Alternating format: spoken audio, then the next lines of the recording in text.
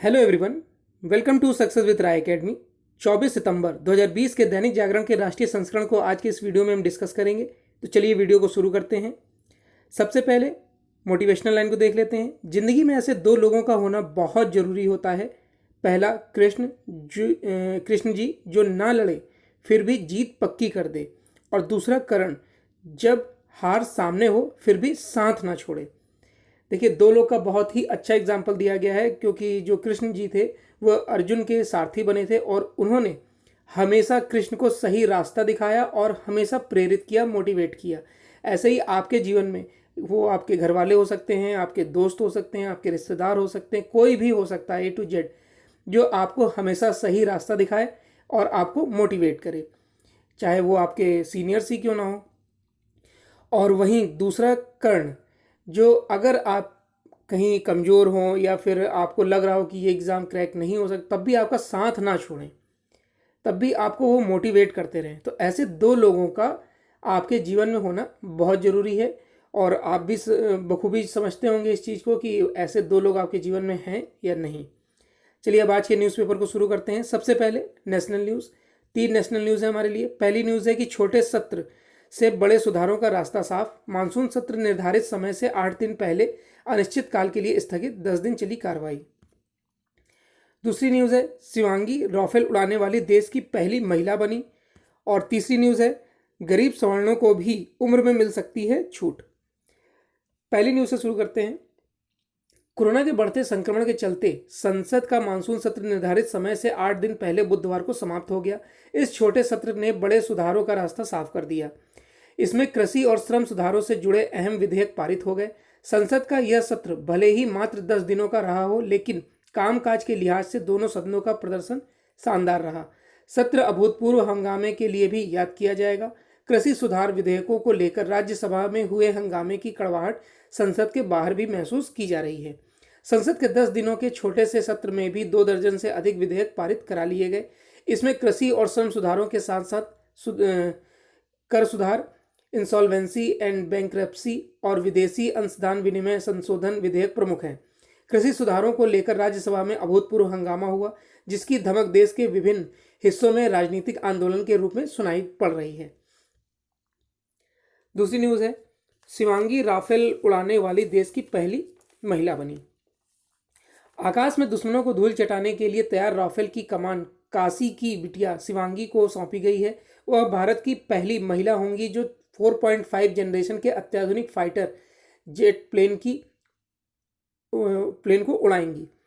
बनारस के फुलवरिया की शिवांगी सिंह ने BHU से BSc 2013-16 में किया है। इस दौरान वह NCC नेशनल कैडेट कॉर्प्स के बैच में भी शामिल थी। NCC के 7 UP एयर स्क्वाड्रन में से मिले प्रशिक्षण और अनुशासन से उन्हें हैदराबाद और वहां से अंबाला तक पहुंचने का मजबूत आधार दे दिया।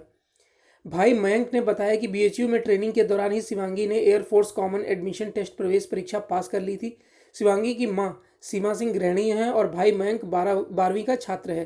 पिता कुमारेश्वर सिंह ट्रांसपोर्टर हैं। उन्होंने कहा कि हमें अपनी बेटी पर गर्व है। शिवांगी का सपना था कि वह विमान उड़ाते हुए देश की रक्षा करे।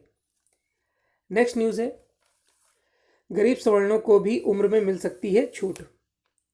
सामान्य वर्ग के आर्थिक रूप से पिछले वर्ग को आरक्षण का लाभ देने के बाद सरकार अब उन्हें सरकारी नौकरियों में उम्र की छूट भी देने की तैयारी में है।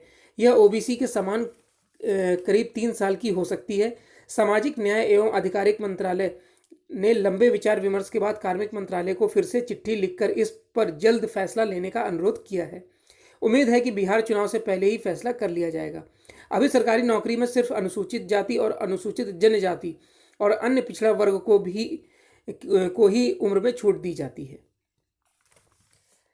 तो ये नेशनल पेज की 3 न्यूज़ थी। अब नेक्स्ट पेज पर आते हैं। नेक्स्ट पेज है हमारा इंटरनेशनल पेज। इंटरनेशनल पेज में 2 न्यूज़ है हमारे लिए। पहली न्यूज़ है तुर्की से और बिगड़ सकते हैं रिश्ते। कश्मीर पर तुर्की का बयान किया गया है भारत द्वारा खारिज, इसलिए। और दूसरी न्यूज़ है प्रधानमंत्री मोदी विश्व के 100 प्रभावशाली लोगों में शामिल। पहली न्यूज़ से शुरू करते हैं। तुर्की के राष्ट्रपति तैयब अर्दोगन ने मंगलवार को संयुक्त राष्ट्र की सालाना महासभा को संबोधित करते हुए जिस तरह से कश्मीर के मुद्दे को हवा दी है, उससे भारत के साथ उनके द्विपक्षीय रिश्ते को बड़ा झटका लगना तय है। भारत ने वैसे तो आधिकारिक तौर पर एर्दोगन के बयान को खारिज कर दिया है और उसे साफ तौर पर अपने घरेलू मुद्दों पर ध्यान देने की सलाह दे डाली है, लेकिन बात यहीं तक सीमित नहीं है। कश्मीर को अंतर्राष्ट्रीय मंचों पर उठाने के मुद्दे पर तुर्की लगातार पाकिस्तान के सुर में सुर मिला रहा है। ऐसे में भारत तुर्की के साथ अपने द्विपक्षीय रिश्तों की पूरी तरह से समीक्षा करने को बाध्य हो सकता है। संयुक्त राष्ट्र में भारत के राजदूत टी.एस. त्रिमूर्ति ने कहा कि तुर्की के राष्ट्रपति का भाषण भारत के आंतरिक मामलों का घोर उल्लंघन है। तुर्की को दूसरे देशों की संप्रभुता का आदर करना चाहिए और इस संबंध में अपनी नीति पर विचार करना चाहिए। आधिकारिक तौर पर भारत का यह बयान बेहद संतुलित है, लेकिन विदेश मंत्रालय में यह भावना बन रही है कि तुर्की के राष्ट्रपति की तरफ से हर मंच पर कश्मीर के मुद्दे को उठाने की आदत को अब ज्यादा गंभीरता से लेने की जरूरत है। दूसरी न्यूज है, दुनिया की सबसे प्रतिष्ठित मैगजीन में से एक टाइम्स ने साल 2020 के सबसे प्रभावशाली व्यक्तियों की सूची जारी कर दी है। सूची में एक बार फिर देश के प्रधानमंत्री नरेंद्र मोदी का नाम शामिल किया गया है। सूची में बॉलीवुड अभिनेता आयुष्मान खुराना को भी जगह मिली है। वह इस सूची में शामिल होने वाले इकलौते भारतीय कलाकार हैं। अमेरिकी राष्ट्रपति डोनाल्ड ट्रंप से पहले चीन के राष्ट्रपति शी जिनपिंग को रखा गया है। डेमोक्रेटिक पार्टी की तरफ से राष्ट्रपति पद के उम्मीदवार जो बिडेन, उपराष्ट्रपति पद की प्रत्याशी कमला हैरिस, जर्मन की चांसलर एंजेला मर्केल और नैन्सी पेलोसी जैसे बड़े बड़े नेताओं को शामिल किया गया है। टाइम्स मैगजीन के 100 प्रभावशाली व्यक्तियों में करीब 2 दर्जन नेताओं को जगह दी गई है। वर्ष 2014 में सत्ता में आने के बाद से प्रधानमंत्री मोदी को इस सूची में 4 बार शामिल किया गया है। सबसे पहले उनका नाम 2014, 2015, 2017 और 2020 में शामिल किया गया है। प्रधानमंत्री मोदी और अभिनेता आयुष्मान के अलावा 3 अन्य भारतीयों ने भी सूची में जगह बनाई है। गूगल के सीईओ सुंदर पिचाई सहित शाहीन बाग में प्रदर्शन के दौरान चर्चा में आई विल्किस भी शामिल है। लंदन में एक को एचआईवी से मुक्ति दिलाने में अहम भूमिका निभाने वाले प्रोफेसर रविंद्र गुप्ता को भी सूची में शामिल किया गया है। तो ये इंटरनेशनल पेज की 2 न्यूज़ थी। अब नेक्स्ट पेज पर आते हैं।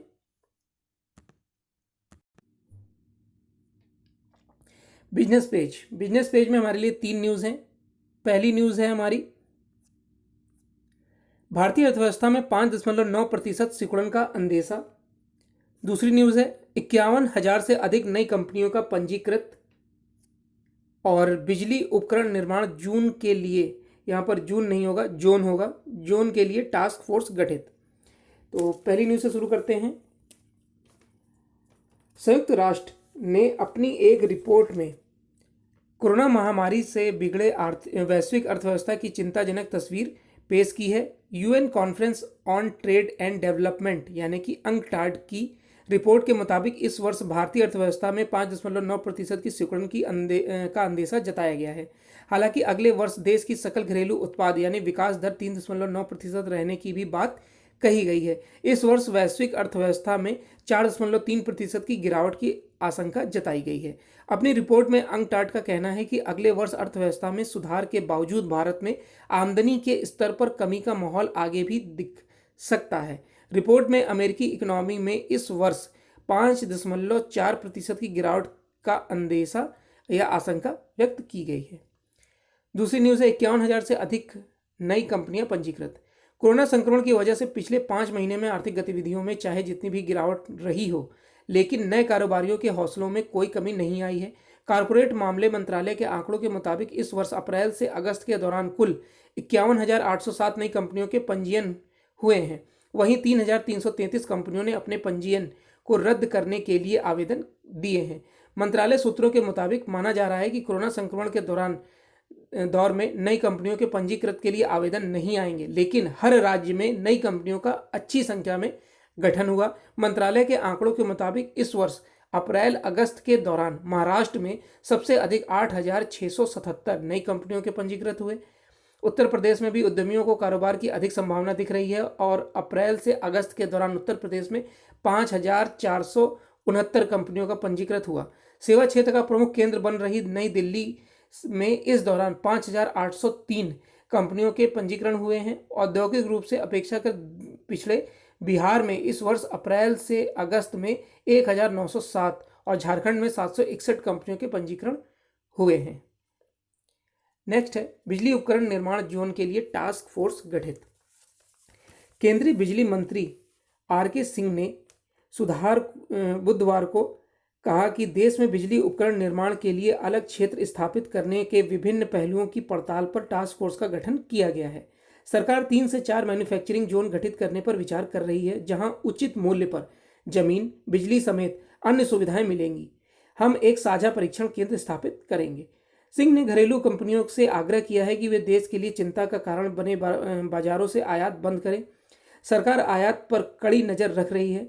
सरकार का मकसद बिजली उपकरणों की स्थानीय मैन्युफैक्चरिंग को बढ़ावा देना है, आयात पर निर्भरता घटाना है। Indian electrical and electronics manufacturers association के सालाना सम्मेलन में उन्होंने कहा कि बिजली क्षेत्र पर उन चुनिंदा क्षेत्रों में शामिल है जिन पर साइबर हमलों का ज़्यादा खतरा रहता है। तो ये बिजनेस पेज की 3 न्यूज़ थी। अब नेक्स्ट पेज पर आते हैं। नेक्स्ट पेज है हमारा एडिटोरियल पेज। एडिटोरियल पेज में 3 आर्टिकल हैं हमारे लिए। पहला आर्टिकल है आत्मनिर्भरता में आड़े आती नौकरशाही। यदि सरकार आत्मनिर्भर भारत के प्रति संकल्पित है तो उसे सर्वप्रथम अपनी नौकरशाही की कुशलता पर ध्यान देना होगा। इसी पर लिखा गया है आर्टिकल, और ये आर्टिकल लिखा है आर्थिक मामलों के विशेषज्ञ भरत झुंझुनवाला द्वारा। दूसरा आर्टिकल है वैदिक गणित का व्यवहारिक उपयोग। शिक्षा में भारतीयता को पुनर्स्थापित करने में वैदिक गणित का एक महत्वपूर्ण उपकरण सिद्ध होगा। इसी पर लिखा गया आर्टिकल, और यह आर्टिकल लिखा है दिल्ली विश्वविद्यालय के प्रोफेसर निरंजन कुमार द्वारा। तीसरा आर्टिकल है औचित्यहीन विरोध। जिस तरीके से मानसून सत्र में कुछ विधेयकों का विरोध किया गया वो सिर्फ और सिर्फ औचित्यहीन था। तो पहले आर्टिकल से शुरू करते हैं। आत्मनिर्भरता में आड़े आती नौकरशाही। वर्तमान में पूरे विश्व बाजार में चीन के प्रति गहरी नाराजगी देखी जा रही है। बहुराष्ट्रीय कंपनियां चीन को छोड़ रही हैं और तमाम देश चीन से बने माल को आयात करने से हिचक रहे हैं। इस स्थिति का लाभ उठाने में हमें थाईलैंड, वियतनाम जैसे देशों का सामना करना होगा। हमें इन देशों की तुलना में भी सस्ता माल बनाकर आपूर्ति करनी पड़ेगी। इस दिशा में सरकार ने आत्मनिर्भर भारत के तहत एक विशाल पैकेज जारी किया है, जिसका मुख्य केंद्र ऋण उपलब्ध कराना है। प्रश्न है कि बाजार में मांग नहीं होती तो ऋण का क्या अर्थ? ऋण की सार्थकता तब होती है जब बाजार में मांग हो। यदि उस मांग की आपूर्ति के लिए उद्यमी के पास निवेश करने की क्षमता न हो तो ऋण लेकर निवेश करने की सार्थकता है, लेकिन इस समय बाजार में मांग ही नहीं है। Indian council for research in international economic relation के प्रोफेसर AK गुलाटी ने इस पर जोर दिया है कि देश को अपनी श्रम की उत्पादकता बढ़ानी चाहिए।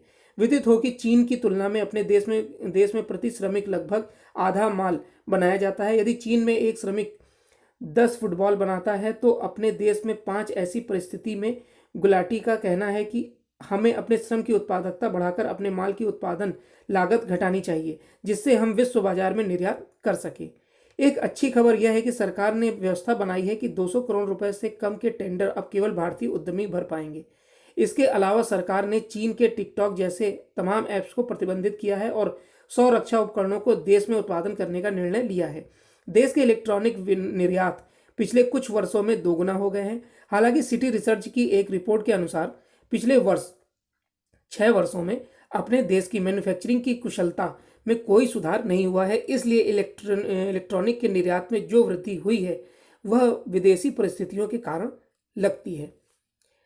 आज भारत के उद्योग को कच्चा माल उन्हीं दामों पर उपलब्ध है जिस दाम पर चीन के उद्यमियों को, फिर हम चीन की तरह से सस्ता माल क्यों नहीं बना पा रहे हैं। इस सिलसिले में फेडरेशन ऑफ फार्मा एंटरप्रेन्योर के अध्यक्ष BR सिकरी का कहना है कि फार्मा उद्योग द्वारा चीन से कच्चा माल आयात करने का मूल कारण अपने यहाँ उत्पादन लागत का अधिक होना है। उसकी वजह किसी भी स्वीकृति को लेने में लगने वाला लंबा समय, पर्यावरण स्वीकृति में लचीलेपन की कमी, महंगी जमीन, बिजली की ऊंची दर और टैक्स के रिफंड मामले मिलने में ज़्यादा समय आदि हैं। ये मामले मूलतः हमारी नौकरशाही से जुड़े हैं। किसी स्वीकृति को लेने में लंबा समय का कारण शिथिल नौकरशाही है। स्पष्ट है कि भारत सरकार को आत्मनिर्भरता हासिल करने के लिए नौकरशाही द्वारा अर्थव्यवस्था में जो अवरोध पैदा किए जा रहे हैं उनसे देश को मुक्त करना होगा।